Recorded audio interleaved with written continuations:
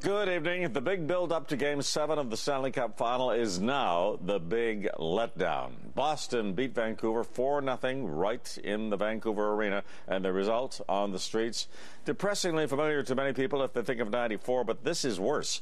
Mob violence, fires, and clashes with riot police, and getting more violent as the night wore on. Lisa LaFlamme is covering this story for us from Vancouver. Lisa, what's happening now? I'll tell you, Lloyd, Vancouver lost a lot more than a hockey game tonight. This is nothing short of disgusting, which is unfolding in the city, particularly as darkness fell. We're seeing more rioting, crowds of over 1,000 just refusing to leave, massive looting. Take a look at some of the pictures of what's been unfolding in the city of Vancouver tonight. Burning vehicles. We've got some injured people. It's still not clear how many or how serious. Earlier tonight, there were crowds as the team was losing. The mobs started getting out of hand at the largest fan zone. We saw police trying to, as you can see in this footage, trying to contain the troublemakers. Then things got very out of control with, as I say, burning vehicles. We've seen car parks on fire and massive looting in the downtown core.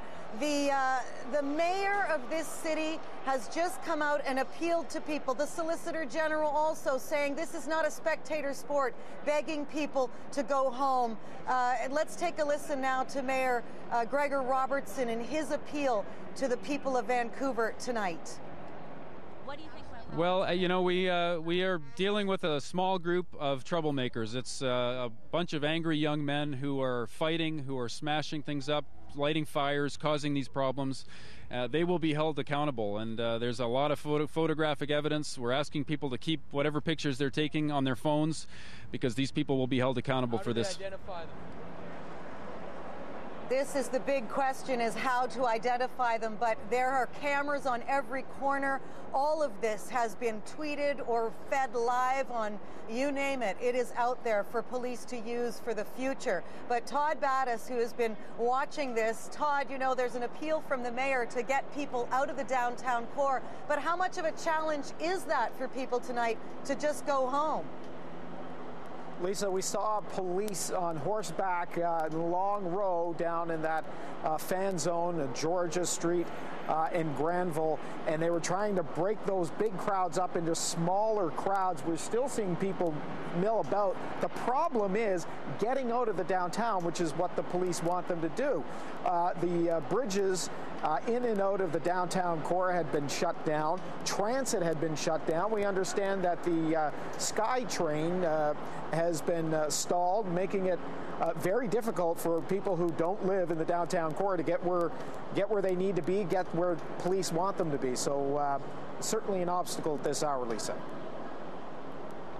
And it hasn't just been police, mounted police. We've also, thank you, Todd, we've also seen them firing off pepper spray cannons, anything they can to disperse the crowds. Also that looting, if you look at the footage of London Drugs, people just moving in, smashing windows. We saw it at the Bay, we saw it at the Coach store, people just converging on it. Sarah Galashan has been speaking with some eyewitnesses. Sarah, tell me what they're seeing, right, or what those people you were speaking to saw tonight. Well, the person that I was speaking to was in the area that I was at on Homer in Georgia when all of this sort of went sideways near the end of the game. And what she said was that she was standing there and watched that first truck be tipped over. And she spoke to somebody who was a friend of the person on top of the truck tipping it, who told her, my friend brought that truck in.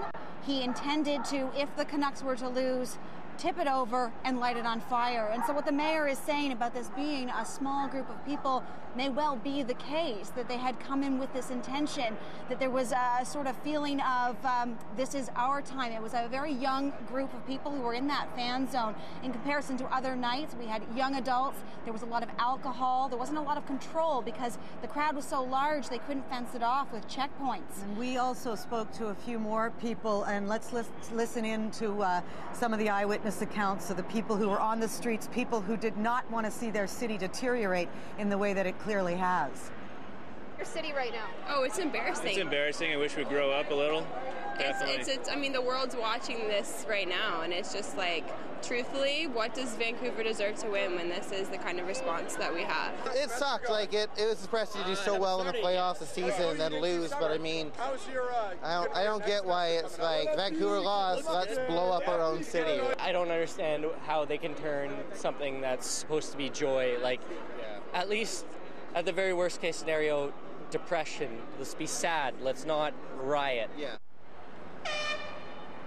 And this, of course, is the sentiment of the majority of people, Lloyd, in this city tonight. People who, of course, saw their team lose the Stanley Cup, but now lose their dignity as well, and clearly their composure. The question is, who really is behind the way this escalated so out of hand tonight? And that is what the police clearly will be investigating. Well, that's a very good point, and we can discuss this more later. But I want to ask you quickly now, is there a feeling that this is organized after all, that there are people in there, maybe black bloc types or someone like them, who really is there to cause this kind of trouble and stir it up even more?